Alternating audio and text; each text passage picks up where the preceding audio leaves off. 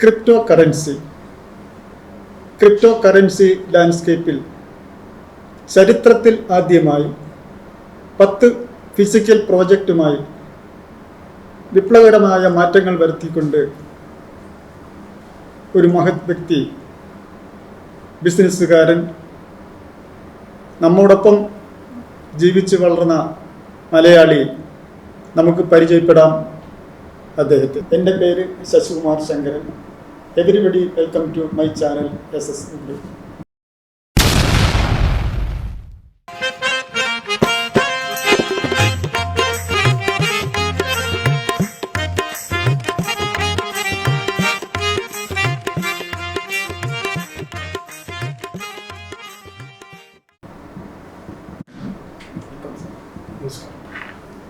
നമസ്കാരം. Global community development എന്നൊരു കൺസെപ്റ്റാണ് ഞങ്ങളാദ്യം പ്ലാൻ ചെയ്തത്. അതിൻ്റെ ഭാഗമായിട്ടാണ് GCD ടോക്കൺ തന്നെ നമ്മൾ ഇറക്കിയിരിക്കുന്നത്. ആദ്യം തന്നെ ഞാൻ എന്നെ ഒന്ന് പരിചയപ്പെടുത്താം. എൻ്റെ പേര് ജയകുമാർ. സ്ഥലം ആലപ്പുഴ ജില്ലയിൽ ചേർത്തല പള്ളിപ്പുറമാണ് എൻ്റെ സ്വദേശം. കഴിഞ്ഞ 23 വർഷക്കാലം ദുബായിലായിരുന്നു. ലാസ്റ്റ് 10-12 വർഷം സ്വന്തമായിട്ട് MEP കോൺട്രാക്ടിങ് ബിസിനസ്സും അതുപോലെ തന്നെ സിനിമാ രംഗത്ത് ഒരു ഹോം മൂവി ചെയ്തിട്ടുണ്ട്. ക്വാറന്റൈൻ 2020 എന്നാണ് അതിൻ്റെ തിരക്കഥാ സംവിധാനവും ഞാൻ തന്നെ ചെയ്തത്. ഈ കൊറോണ കാലഘട്ടത്തിലാണ് ഈ ഒരു ക്രിപ്റ്റോ കറൻസിയുടെ തുടക്കമായിട്ട് ബന്ധപ്പെട്ടിട്ട് രണ്ടുപേർ വരികയും ഞാൻ അതിനെപ്പറ്റി വീണ്ടും വളരെയധികം സ്റ്റഡി ചെയ്തപ്പോൾ ഇന്ന് ലോകത്ത് ഏറ്റവും കൂടുതൽ പ്രചാരത്തിൽ വന്നുകൊണ്ടിരിക്കുന്നൊരു ബിസിനസ്സാണ് ക്രിപ്റ്റോ കറൻസി. 2008 ജപ്പാൻകാരായ സതോഷി നാക്കമോട്ടോയാണ് ഇത്തരത്തിലൊരു വെർച്വൽ കറൻസിക്ക് രൂപം കൊടുത്തിട്ടുള്ളത്. പക്ഷേ എന്നാൽ അതിന് ചുവട് പിടിച്ചുകൊണ്ട് ഇന്ന് ഈ സമയം വരെ ലോകത്ത് ഏകദേശം 20,000-ഓളം കോയിൻസും ടോക്കൺസും ഇറങ്ങിയിട്ടുണ്ട്. അത് ബിനാൻസ്, ടെത്തർ, അങ്ങനെ നിരവധി ഇറങ്ങിയിട്ടുണ്ട്. പക്ഷേ ഇവയെല്ലാം തന്നെ ട്രേഡിങ് സംബന്ധിച്ചുള്ള കാര്യങ്ങളാണ് ചെയ്തുകൊണ്ടിരിക്കുന്നത്. ട്രേഡിംഗ് എന്ന് പറയുമ്പോൾ കോയിൻ വില കുറച്ച് വാങ്ങിച്ചു വെക്കുന്നു, വില കുറഞ്ഞ് വിൽക്കുന്നു, ഇതാണ് ട്രേഡിംഗ്.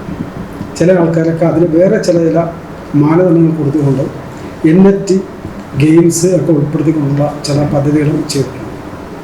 എന്നാൽ ലോകത്താദ്യമായിട്ട് 10ഓളം ഫിസിക്കൽ പ്രൊജക്റ്റുമായിട്ട് ബന്ധപ്പെട്ട് ആദ്യമായിട്ട് രംഗത്ത് വന്നിരിക്കുന്ന GCD ടോക്കൺ. അതിൽ പ്രധാനമായിട്ട് ഞാൻ ചിന്തിച്ചത് ഇന്ത്യ പോലുള്ള ഒരു രാജ്യത്ത് ഏറ്റവും കൂടുതൽ വ്യാവസായികപരമായിട്ട് മുന്നേറുന്ന ഈ രാജ്യത്ത് സാധാരണ ജനങ്ങളുടെ ജീവിത നിലവാരം ഉയർത്തിക്കൊണ്ടുവരുവാൻ എങ്ങനെ സാധ്യമാകും എന്ന ഒരു ചിന്തയിൽ നിന്നിട്ടാണ് ഞാൻ അതിനെ ഫിസിക്കൽ പ്രൊജക്റ്റുമായിട്ട് കൂട്ടി യോജിപ്പിച്ചത്. അപ്പോൾ ഈ ഫിസിക്കൽ പ്രൊജക്റ്റ് എന്ന് പറയുന്നത് ജനങ്ങൾക്ക് ആവശ്യമുള്ള 10 മേഖലയാണ് തിരഞ്ഞെടുത്തിരിക്കുന്നത്. ഈ ജനങ്ങൾക്ക് ആവശ്യമുള്ള 10 മേഖലകൾ നമ്മൾ തിരഞ്ഞെടുത്തപ്പോൾ അത് ഏത് രീതിയിലാണെങ്കിലും ജനങ്ങൾക്ക് ഉപകാരപ്പെടും. ആദ്യത്തെ പ്രൊജക്റ്റ് എന്ന് പറയുന്നത് GCD മാർട്ടാണ്. ഈ GCD മാർട്ട് എന്ന് പറയുന്നത് ഒരു ഓൺലൈൻ മൾട്ടി കൺട്രി കൊമേഴ്സ് സൈറ്റാണ്. അപ്പോൾ മൾട്ടി കൺട്രി കൊമേഴ്സ് സൈറ്റിൽ ഇതേ രീതിയിൽ ബിസിനസ് ചെയ്യുന്ന ആൾക്കാരൊക്കെ, അതായത് ആമസോൺ, ഫ്ലിപ്കാർട്ട്, ഇന്ത്യ മാർട്ട്, ഇതുപോലുള്ള എല്ലാ കമ്പനികളും, വിദേശ കമ്പനികളും അതുപോലെ തന്നെ അവരുടേതായിട്ടുള്ള സ്വന്തം കമ്പനി ആയതുകൊണ്ട് തന്നെ അവർക്ക് കിട്ടുന്ന ലാഭവിഹിതം എല്ലാം അവരുടെ അക്കൗണ്ടിൽ മാത്രം പോകുന്നു. ഇതിന് എങ്ങനെ ജനീയമാക്കാം എന്നുള്ള കൺസെപ്റ്റിലാണ് നമ്മൾ GCD മാർട്ട് ആരംഭിച്ചിട്ടുള്ളത്. അതായത് ഉൽപ്പാദകരിൽ നിന്നും ഉൽപ്പന്നങ്ങൾ ഉപഭോക്താവിലേക്ക് നേരിട്ടെത്തിക്കുക. അതിൽ നിന്നും കിട്ടുന്ന ലാഭവിധം ബയേഴ്സിനും സെല്ലേഴ്സിനും അതുപോലെ തന്നെ ഇടനിലക്കാരനും പ്രയോജനം ചെയ്യുന്ന രീതിയിലാണ് നമ്മളത് പ്ലാൻ ചെയ്യുന്നത്. ഇനി വരും ദിവസങ്ങളിൽ തന്നെ നമ്മുടെ സ്വന്തം പ്രോഡക്റ്റുകൾ വരാൻ തുടങ്ങും.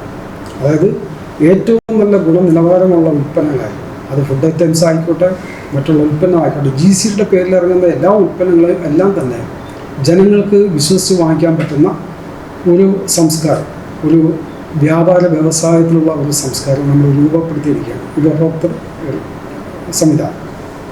അപ്പോൾ ഇവിടെ നമുക്കറിയാം, ഇന്ന് ലോകത്ത് തന്നെ അല്ലെങ്കിൽ ഇന്ത്യയിൽ തന്നെ ഓൺലൈൻ രംഗത്ത് ഏറ്റവും കൂടുതൽ ബിസിനസ് ആക്കുന്നതിൻ്റെ പേരിൽ സാധാരണപ്പെട്ട കടക്കാർക്ക് പോലും അത് വളരെയധികം ബുദ്ധിമുട്ടായിട്ട് മാറിക്കൊണ്ടിരിക്കുകയാണ്. അവരുടെ കച്ചവടത്തിൽ അത് ബാധിച്ചുകൊണ്ടിരിക്കുകയാണ്.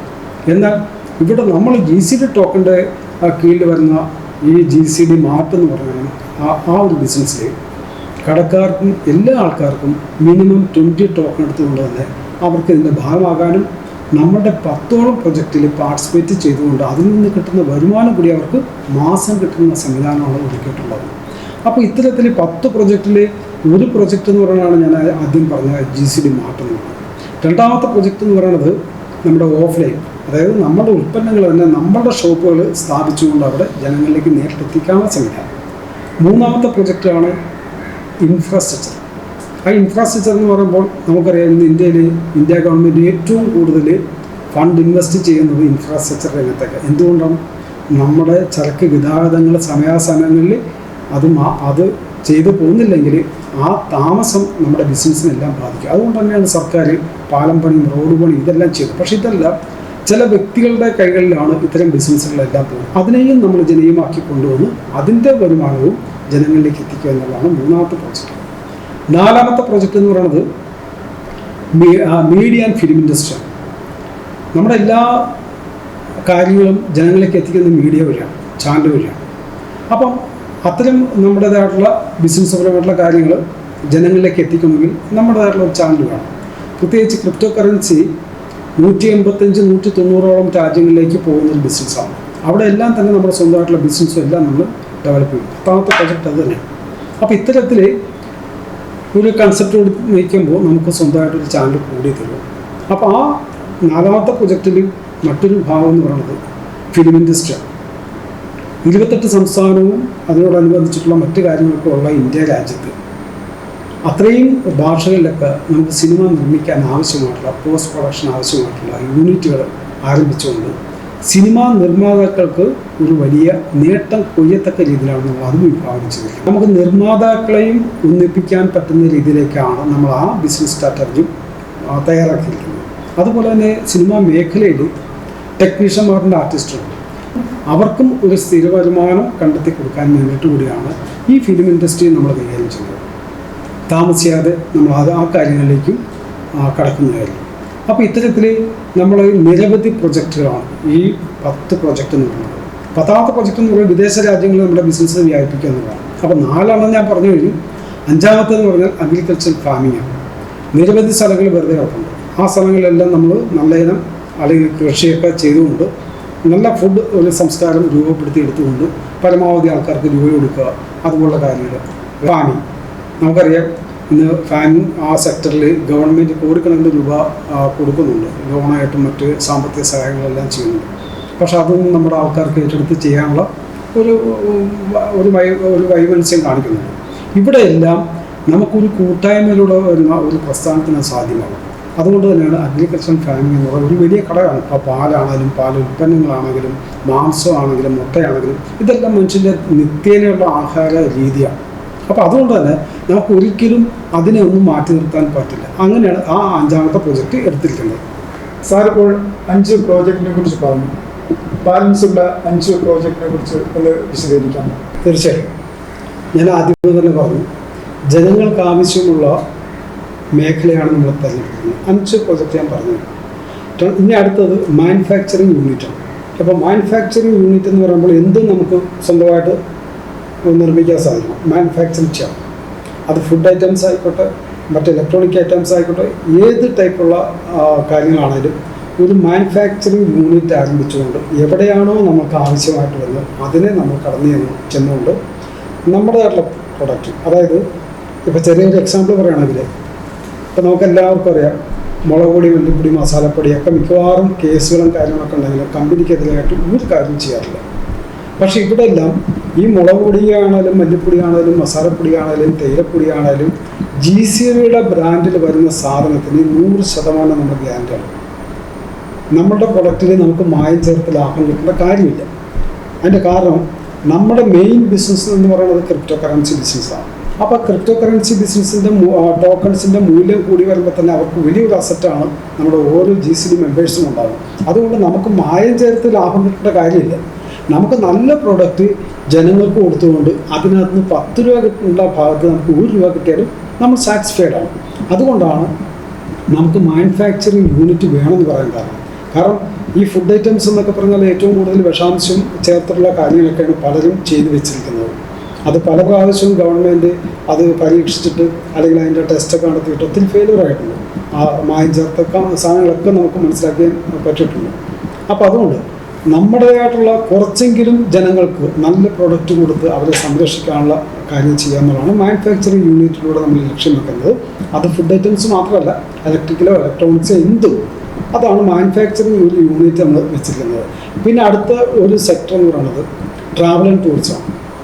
ഇന്ന് ജനങ്ങളുടെ പണ്ടത്തെ പോലെ ഒന്നുമില്ല. ഇന്നെല്ലാ ജനങ്ങളും സാമ്പത്തികപരമായിട്ട് അവർക്ക് ഉയർച്ചയുണ്ടെങ്കിൽ തീർച്ചയായിട്ടും അവർ ഓരോ സ്ഥലങ്ങളിലും സന്ദർശിക്കാൻ പോകുവാനും അങ്ങനെയുള്ള കാര്യങ്ങളൊക്കെ ഇപ്പോൾ ചെയ്തു വരികയാണ്. അപ്പോൾ അതുകൊണ്ട് തന്നെ ഒരു ട്രാവൽ ആൻഡ് ടൂറിസം നമുക്കുണ്ടെങ്കിൽ തീർച്ചയായിട്ടും നമുക്ക് അത്തരത്തിലുള്ള ആൾക്കാരെ കൃത്യമായിട്ടും ഓരോ രാജ്യങ്ങളിൽ വിസിറ്റ് ചെയ്യാനും അവരെ സംരക്ഷിക്കാനും അവർക്ക് നല്ല നല്ല ഹോട്ടലുകളൊക്കെ പരിചയപ്പെടുത്തി കൊടുക്കാനും അവർക്ക് ഗ്യാരണ്ടീഡ് ആയിട്ടുള്ള ഒരു കാര്യം ചെയ്യാൻ വേണ്ടിയിട്ടാണ്. കാരണം ട്രാവൽ ആൻഡ് ടൂറിസം ചെറിയ കാര്യമല്ല. കേരളത്തിൽ തന്നെ വിദേശത്ത് നിന്ന് നിരവധി ആൾക്കാർ വരാറുണ്ട്. അതുപോലെ ഇവിടുന്ന് നിരവധി ആൾക്കാർ മറ്റ് രാജ്യങ്ങളിൽ പോകാറുണ്ട്. അപ്പോൾ അവർക്കൊക്കെ ഒരു സംരക്ഷണം കൊടുക്കുക എന്ന് പറഞ്ഞാൽ അത് നമ്മൾ നേരിട്ട് ഓപ്പറേറ്റ് ചെയ്യുകയാണെങ്കിൽ തീർച്ചയായിട്ടും ആ ഒരു സംരക്ഷണം നമ്മുടെ ജനങ്ങൾക്ക് കൊടുക്കാൻ പറ്റും. അപ്പോൾ GCD ടോക്കൺ എടുത്ത ആൾക്കാർക്കൊക്കെ ഇത്തരത്തിൽ നമ്മുടെ ട്രാവൽ ആൻഡ് ടൂറിസം വഴിയാണ് അവർ യാത്ര ചെയ്യണമെങ്കിൽ തീർച്ചയായിട്ടും അവർക്ക് അതിൻ്റെ ഒരു ബെനിഫിറ്റ് കൂടി എക്സ്ട്രാ കിട്ടുന്നതായിരിക്കും. അതായത് നമ്മൾ ഇതിനകത്ത് കിട്ടുന്ന ലാഭമല്ല നോക്കുന്നത്, അവർക്ക് മാക്സിമം സർവീസ് കൊടുക്കുക, തുച്ഛമായ ലാഭം എടുക്കുക. കാരണം കൂടുതൽ ലാഭം എടുത്തു കഴിഞ്ഞാലും ടോക്കൺ എടുത്തവരിലേക്ക് പോകും, കുറച്ചെടുത്തു കഴിഞ്ഞെങ്കിലും അങ്ങനെയൊക്കെ തന്നെ. പക്ഷെ നല്ല സർവീസ് കൊടുക്കുക എന്നുള്ളതാണ് ട്രാവൽ ആൻഡ് ടൂറിസത്തിൻ്റെ ഒരു കാര്യം. പിന്നെ അടുത്തൊരു മേഖല എന്ന് പറയുന്നത് IT സെക്ടറാണ്.